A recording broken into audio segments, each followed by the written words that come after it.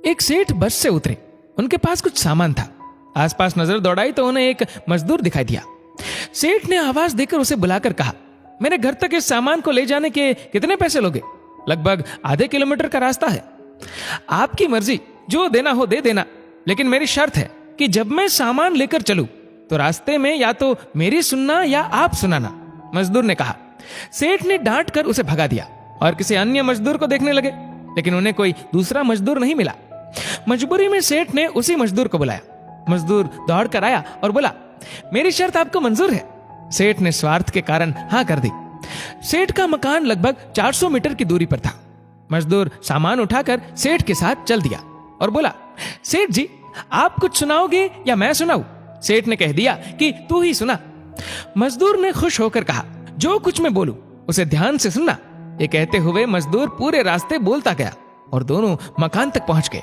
मजदूर ने बरामदे में सामान रख दिया। सेठ ने जो पैसे दिए ले लिए और सेठ से बोला, सेठ जी मेरी बात आपने ध्यान से सुनी या नहीं? सेठ ने कहा, मैंने तेरी बात सुनी ही नहीं, मुझे तो अपना काम निकालना था। मजदूर बोला, सेठ जी आपने जीवन की बहुत बड़ी गलती कर दी। कल ठीक 7 बजे आपकी मौत होने वाली है। सेठ को गुस्सा आया और बोले, तेरी बकवास बहुत सुन ली, जा रहा है या तेरी पिटाई करूं? मजदूर बोला, मारो या छोड़ दो, कल शाम को आपकी मौत होनी है। अब भी मेरी बात ध्यान से सुन लो। अब सेठ थोड़ा गंभीर हुआ और बोला, सभी को मरना है। अगर मेरी मौत कल शाम होनी है तो होगी, इसमें मैं क्या कर सकता हूं? मजदूर बोला, तभी तो कह रहा हूं कि अब भी मेरी बात ध्यान से सुन लो। सेठ बोला, सुना, ध्यान देकर सुनूंगा। मरने के बाद आप ऊपर जाओगे तो आपसे यह पूछा जाएगा कि हे मनुष्य, पहले पाप का फल भोगेगा या पुण्य का? क्योंकि मनुष्य अपने जीवन में पाप पुण्य दोनों ही करता है। तो आप कह देना कि पाप का फल भुगतने को तैयार हो, लेकिन पुण्य का फल आंखों से देखना चाहता हूं। मजदूर चला गया। दूसरे दिन ठीक 7 बजे सेठ की मौत हो गई।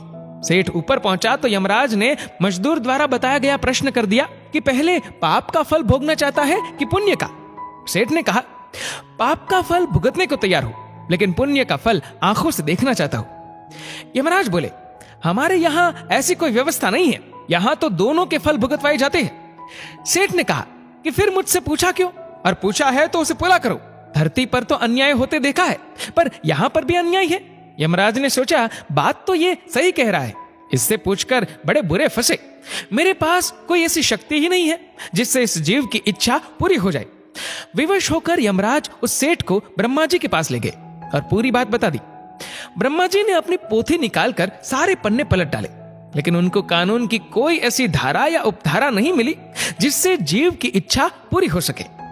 ब्रह्मा भी विवश होकर यमराज और सेठ को साथ लेकर भगवान विष्णु के पास पहुंचे और समस्या बताई। भगवान ने यमराज और ब्रह्मा जी से कहा, जाइए अपना अपना काम देखिए। दोनों चले गए। भगवान ने सेठ से कहा, अब बोलो, तुम क्या कहना चाहते हो? सेठ बोला, अजी साहब, मैं तो शुरू से एक ही बात कह रहा हूं कि पाप का फल भुगतने को तैयार हूं, लेकिन पुण्य का फल आंखों से देखना चाहता हूं। भगवान बोले, धन्य है वो सदगुरु, वो मजदूर जो मरते मरते तेरा कल्याण कर गया। अरे मूर्ख, उसके बताए उपाय के कारण तू मेरे सामने खड़ा है। अपने आंखों से इससे और बड़ा पुण्य का फल क्या देखना चाहता है? मेरे दर्शन से तेरे सभी पाप नष्ट हो गए। इसीलिए बचपन से हमको सिखाया जाता है कि गुरुजनों की बात ध्यान से सुननी चाहिए। पता नहीं कौन सी बात जीवन में काम आ जाए।